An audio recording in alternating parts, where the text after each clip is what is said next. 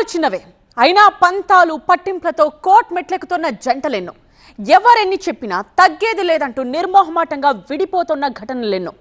But Sudiksha అందుకు భిన్నంగా ముందుకు వెళుతోంది. అత్తారింట్లో చోటు లేదని గెంటేస్తే పుట్టింటికెళ్లకుండా పోరుబాటు పట్టింది. నా భర్త నాకు కావాలంటూ చిన్నపాటి యుద్ధమే చేస్తోంది. ఇంతకీ ఎవరి సుదీక్ష?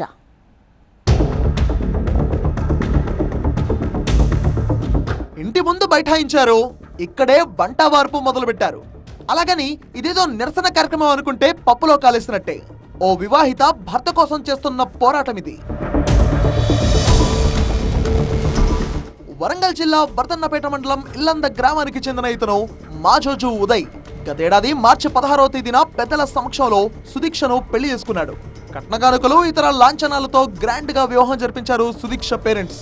6 నెలలు కాపురం సాఫీగానే సాగింది. అయితే ఎప్పుడైతే సుదీక్షకు ఫిట్స్ వచ్చాయో అప్పటి నుంచి అత్తింటి వాళ్ళ మైండ్ సెట్ టోటల్ గా మారిపోయింది.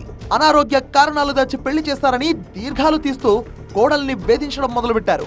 అత్త మాత్రమే కాదు, మామ మరిది కూడా టార్చర్ పెట్టి ఇంట్లోంచి పంపించేశారు.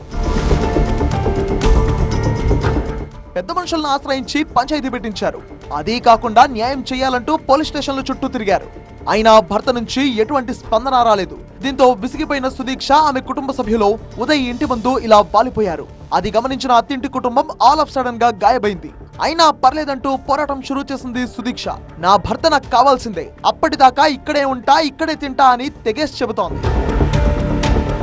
మమ్మీ ఉండేది, మేము వచ్చినాం, మమ్మల్ని చూసేసి తాళం వేసుకొని వెళ్ళిపోయింది అంకుల్. మేము ఇంటి ముందు కూర్చున్నాం. వాళ్ళు ఎన్ని రోజులకు అయితే కలిసిమెలిసి ఉండాలి, ఇక్కడ ఉంటా, నా భర్తతో ఎన్ని రోజులైనా ఆయనతోనే ఉంటా అంతే. ఆయన వద్దనుకుంటుండు, నేను కావాలనుకుంటున్నా.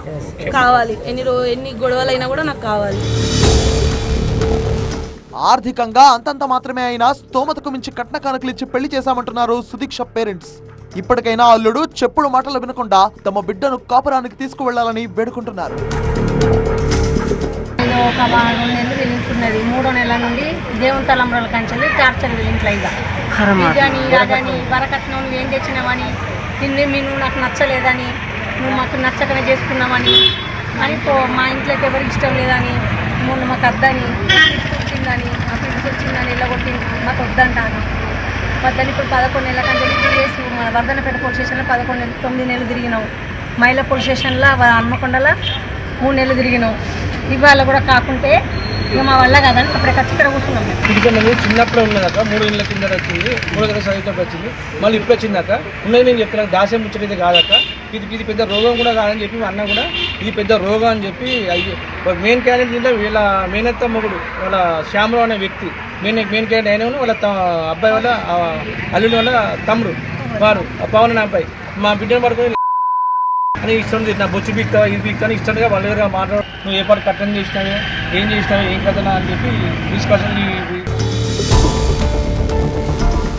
ఆ నోటా ఈ నోటా మేటర్ పోలీసుల చెవిన పడింది. ఏం జరిగిందా అని స్పాట్ కు వెళ్లి వివరాలు అడిగి తెలుసుకున్నారు. మరి సుదీక్షను భర్త చెంతకు చేరుస్తారా, అత్తింటి వాళ్లకు కౌన్సిలింగ్ ఇస్తారా? సుదీక్ష కుటుంబం మాత్రం న్యాయం జరిగే వరకు ఇక్కడి నుంచి కదిలేదే లేదని ఖరాఖండిగా చెబుతోంది.